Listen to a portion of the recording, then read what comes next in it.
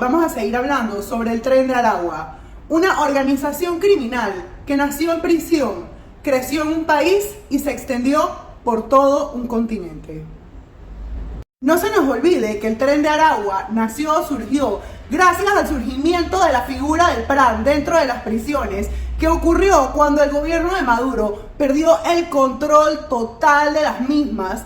Entonces decidió cederle el control a los delincuentes de las prisiones, y es así que nació lo que se conoce como el PRAN, el pranato. Y tenemos que Héctor Guerrero Flores, mejor conocido como el Niño Guerrero, era el PRAN máximo de El Tocorón, que déjenme decirles, no era una cárcel común y corriente, ni siquiera para los estándares latinoamericanos, puesto que esta era una cárcel que tenía piscina, discoteca, zoológico, señores, todos los lujos que ustedes se puedan imaginar, pagados con el dinero del crimen. Imagínense que mensualmente Héctor Guerrero Flores, conocido como el Niño Guerrero, se ganaba $140,000 mensuales solamente cobrándole un impuesto a los otros 7,000 presos que había dentro del Tocorón. Esto sin mencionar todo el dinero que recaudaban organizando delitos desde el Tocorón, puesto que es conocido o bien sabido que desde el Tocorón se organizaban estafas, secuestros, homicidios, lo que ustedes se puedan imaginar. Me imagino que muchos de ustedes se deben de estar preguntando cómo es posible que una pandilla nacida en una prisión venezolana se haya convertido en el monstruo que tenemos hoy en día.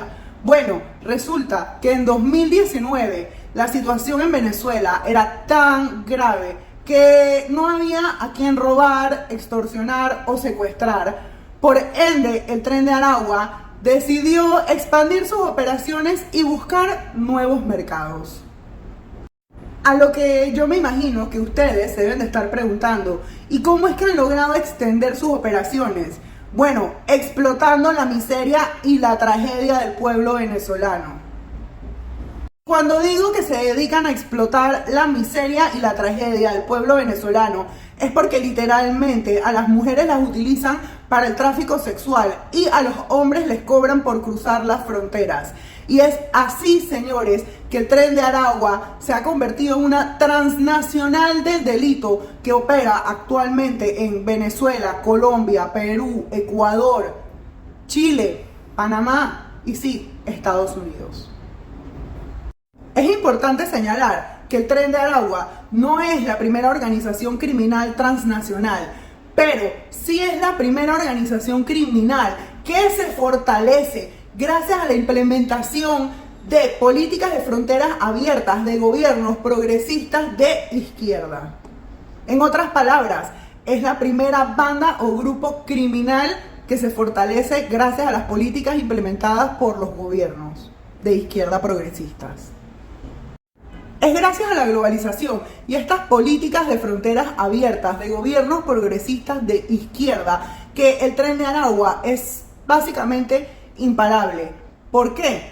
Porque es gracias a estas políticas que ellos pueden operar en diversos países como si fueran fantasmas. Y yo me imagino que ahorita mismo ustedes se deben estar preguntando, ¿y qué es un fantasma? Bueno, un fantasma es una persona sin documentos, sin huellas dactilares, sin récord policivo, sin fotografía y que no está en ninguna base de datos. Por ende, es sumamente capturar a estas personas. Y esto es lo que hace que sea sumamente difícil capturar a los miembros del Tren de Aragua. Y aparte de que andan por toda Latinoamérica como Pedro por su casa, déjenme decirles que son conocidos por cometer delitos sumamente graves. Ellos agarran, matan, descuartizan y graban a sus víctimas para luego subirlo a redes sociales. Cuando van a extorsionar a los comerciantes, les toman fotos y mandan panfletos. En Perú, si no me equivoco, estaban involucrados en la minería ilegal, en donde pusieron explosivos en una compañía minera. Miren lo que está pasando en Aurora, California, en donde sacaron a las personas de sus casas, se tomaron bloques de edificios y están cobrando la renta. Y es que el Tren de Aragua logra mantener su poderío por toda Latinoamérica gracias al nivel de violencia con el que actúan, puesto que el arma más grande con el que ellos cuentan es el terror. La pregunta que se hacen muchos es, ¿cómo acabamos con el Tren de Aragua?